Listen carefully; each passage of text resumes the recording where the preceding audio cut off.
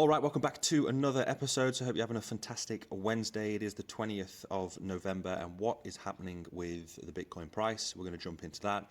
We're also going to consider some of the altcoins, especially with what Mr. Michael Saylor said about XRP and how XRP Army has responded. So without further ado, let's just jump straight into the Bitcoin price at this moment. So as you can see, in fact, I'm going to use my Bitflex. You've got my Bitflex account in the description below if you want to trade. If you want to go long, if you want to go short, you can go ahead and do that. So we are literally moments away from our target of that six-figure Bitcoin that I've been talking about all year. People thought I was crazy, but here we are. I did predict this. I mean, many, and not just me, many have predicted that we would maybe surpass at the end of this year. We've got a few more weeks until the end of the year, and I did call for $100,000 Bitcoin. But just a word of caution, we're going to look at that in just a second. But right now we are 7% away from and that could happen any second now. We could just steamroll it, jump past 100k. Personally, I don't think it's going to be as simple as that. Just my opinion. Again, everything I say is not financial advice. We could get rejected around this period.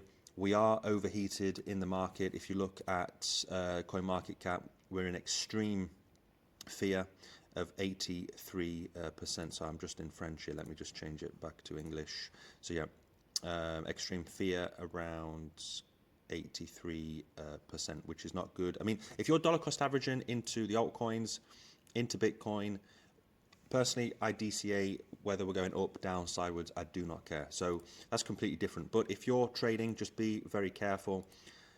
Extreme fear, walk away. When it's extreme greed, that's when you buy or put a trade in, as it were. So just, yeah, be careful at this moment. Everybody is going crazy for Bitcoin, and I'm going to talk about this pattern that you can see here. So we have this rising wedge. I'm going to draw it on here because I don't have the subscription. I'm a bit annoyed with CoinMarketCap, TradingView, sorry, because now you have to pay to use. Well, anyway, it is what it is. So on my Bitflex, let's just draw this up. So we do have this rising wedge,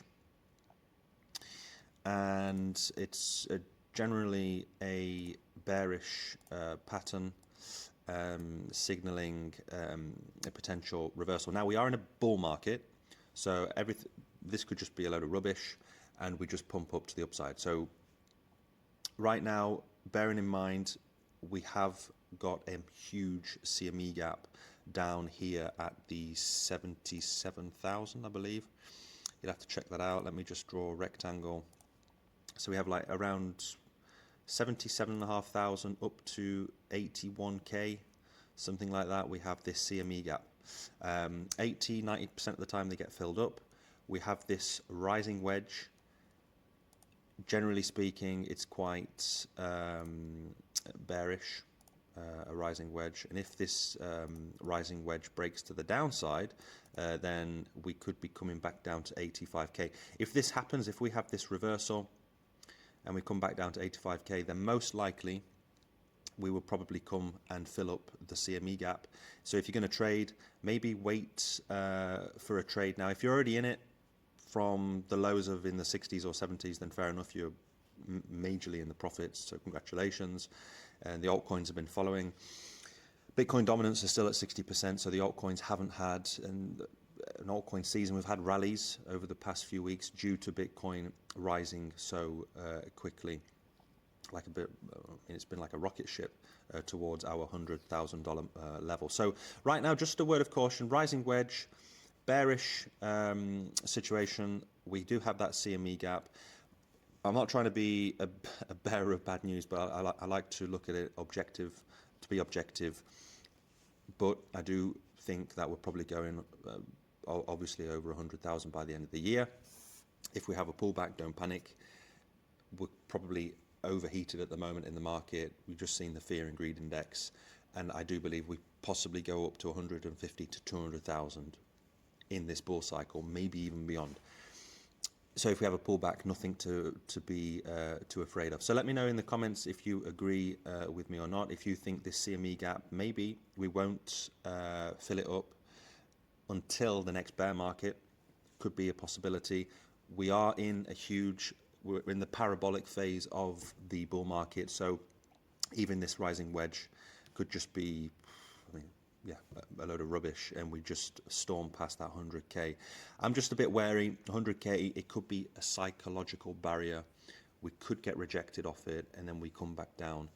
Maybe in January, maybe the rest of this month and December, we do test the 99k, the 100,000. We get rejected. We come back down. We fill up the CME gap, and then going into 2025.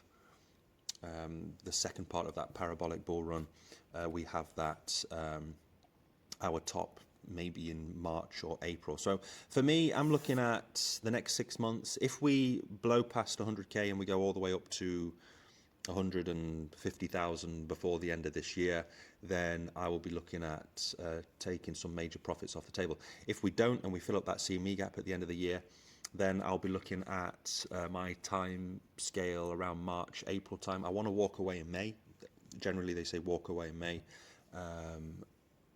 Not completely, maybe keep 20% in the market, 20-30%, and see what happens at the end of next year, going into the end of 2025. So yeah, let me know what you think to this. So just some quick news with some, so the altcoins right now is 50-50 for the day, for the week. We're up pretty much across the board. I've been dollar cost averaging into Beam, into IMX, AI coins, etc. But there's been a lot of hype with XRP because of what happened with the Gary Gensler potentially resigning.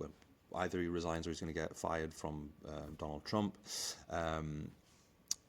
And we've had a huge rally in XRP, but nothing really substantial yet with the outcome of what's going to happen with XRP. So when I expect them to solve or to win the lawsuit, and then XRP to go even higher than what it is right now. So we've had that rally, but what Mr. Michael Saylor says that he won't recommend XRP, and the XRP community have responded. So Michael Saylor, he firmly stated that he would not recommend XRP or any other asset he clarifies as security to his clients.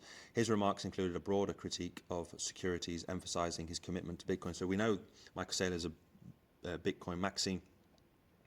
I am in a way, but I still like to have a diverse portfolio in AI and gaming in altcoins. And then as soon as I've 10x'd or whatever X on my portfolio, I would put most of it into Bitcoin. So you could call me a Bitcoin maxi.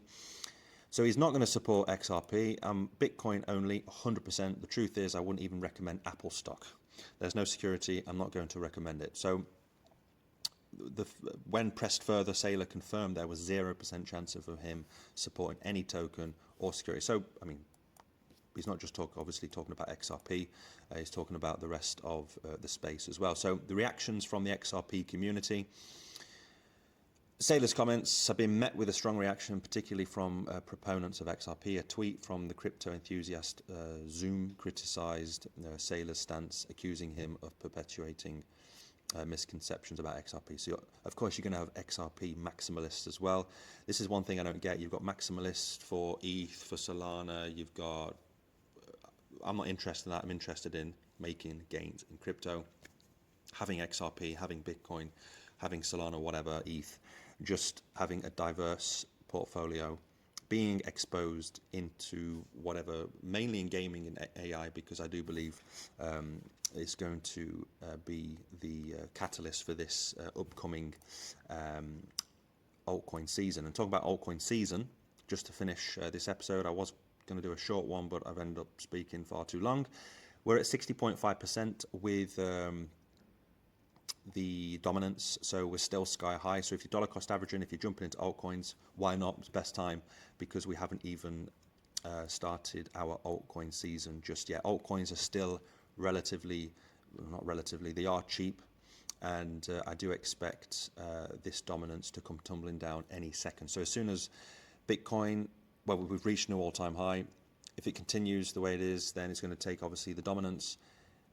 If we start for weeks and weeks being boring in the market, usually the altcoins pump a lot harder, and then you would see the dominance come tumbling down. So basically, one factor for me when I'm going to start selling most of my altcoins or putting them into Bitcoin is when this thing starts crashing down. We probably won't see this until January, because Bitcoin usually it takes about 4 weeks for the altcoins after Bitcoin's gone up to its new all-time high. So Bitcoin only went to its all-time high the last few weeks and up to 90k. So I do expect altcoin season to come relatively soon. But as you can see here, I have got a marker down at 40%. I do expect us to come crashing down. Maybe not hit the 40%, but I've just put this here. I will probably start taking profits or transferring my altcoins into Bitcoin when the market starts to go below the 48%. So here, and then again at 44%, and I think the bottom for the dominance will be 40%. So this is my exit strategy in the altcoins. Right now I'm still buying up. As soon as I start seeing this, I start selling not everything, but part of my portfolio of altcoins into Bitcoin, transferring them into Bitcoin, putting them into stable coins, then again 44, and finally at 40%, I am getting out of altcoins because they will completely bleed up. I mean, you're looking at 98, 99%, you're going to lose 98, 99% of your portfolio in altcoins, and that's the time to start buying Bitcoin again. But yeah, let me know what you think in the comment section below with if you agree with Michael Saylor, agree with me with the altcoins, and also with Bitcoin almost now at that $100,000 level. So it's getting pretty intense in the market, exciting. We're so close to our 6-figure digit. Let me know if you think we're going to see 100k, that's 6 figures by the end of this year, or maybe not, maybe into next year. So thanks guys and girls for sticking to the end, and I will see you next time with another video. Bye bye.